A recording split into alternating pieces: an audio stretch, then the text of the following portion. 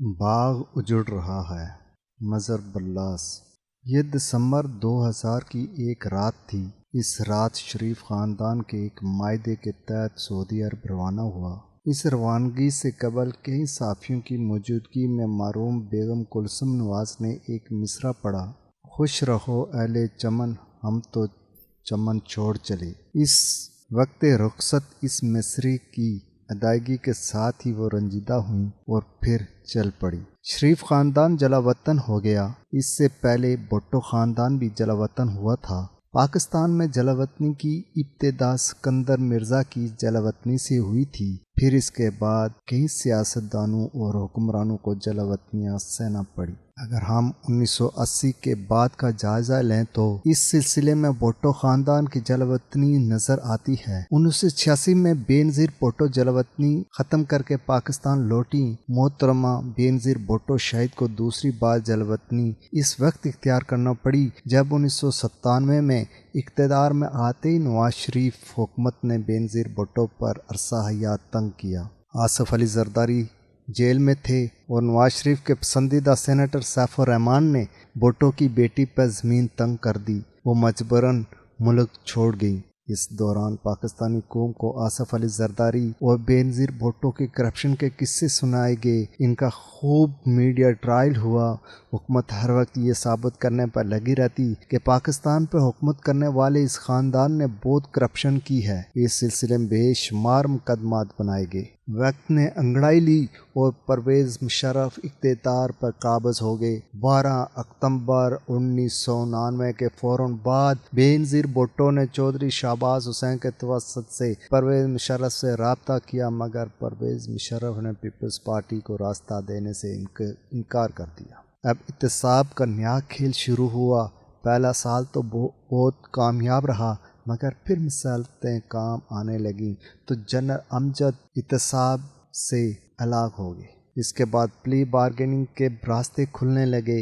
ایک چنوٹی کو chairman NAB بنایا گیا، لیکن اس دوران پاکستانی قوم کو یہ پتہ چلتا رہا کہ دونوں خاندانوں نے ملک لوٹا ہے، دونوں نے کرپشن کی ہے۔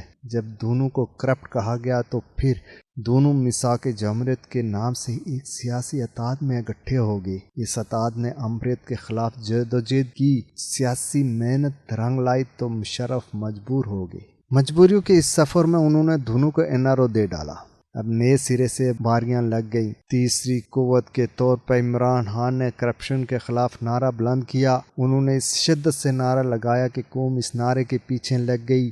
یہی نعرہ انہوں نے 2018 میں اقتدار میں لے آیا۔ اب پھر سے قوم کو یہ پتہ چلنے لگا کہ ان دونوں خاندانوں نے اقتدار کی باریاں لی ہیں۔ اس دوران انہوں نے لوٹ مار کا بازار گرم کیے رکھا۔ ایک مرتبہ پھر احتساب زور و شور سے شروع ہو گیا۔ میڈیا ٹرائل بھی ہوا، مگر نتیجہ صفر رہا۔ اب اقتدار سے علیحدگی کے بعد عمران خان کا موقف ہے کہ ایک شخص نے احتساب نہیں ہونے دیا۔ اسی شخص نے اسی سال کے آغاز میں NRO 2 دیا۔ عمران خان کا خیال ہے کہ پہلا NRO دے کر پرویز مشرف نے ظلم کیا تھا، اور اب حال ہی میں ریٹائر ہونے والے ایک جنرل نے اس برس دوسرا NRO دے کر بہت بڑا ظلم کیا۔ عمران خان اب بھی کرپشن کے خلاف آواز بلند کر رہے ہیں، مگر یہاں یہ سوال پیدا ہوتا ہے کہ گزشتہ 40 سال پاکستانی عوام کو کیا ملا؟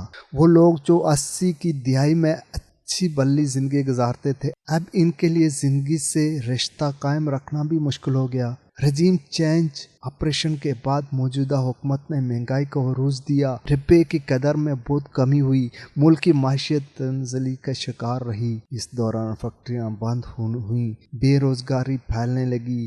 آج حالت یہ ہے کہ لوگوں کو تنخواہیں نہیں مل رہی۔ فیکٹریوں کے مالک بھی پریشان ہیں اور مزدور بھی۔ پریشانی کی اس عالم میں دونوں کے پاس پیسے نہیں ہیں۔ بجلی اور گیس کی لوڈ شیڈنگ ایک طرف، مہنگائی بھی کر دی گئی ہے۔ پیٹرول مہنگا، آٹا مہنگا، قصہ مختصر کہ ہر چیز مہنگی ہو گئی اور معیشت پھر نہیں سنبھل رہی۔ LCs نہیں کھل رہی ہیں۔ معاشی ماہرین معیشت کی بربادی کا نوائے سنا رہے ہیں۔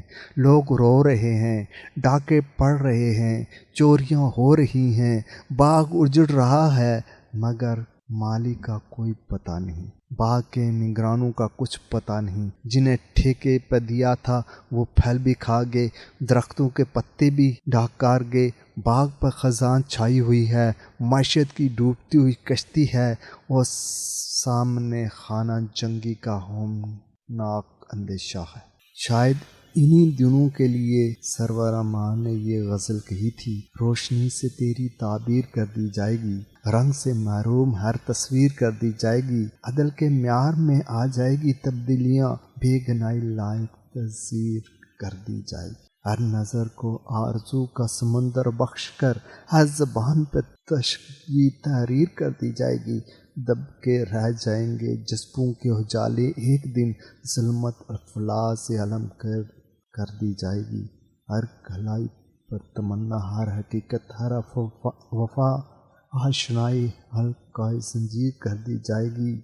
भांज हो कर रह गया जिस वक्त धरती का बदन, तब हमारे नाम ये जागीर कर दी जाएगी।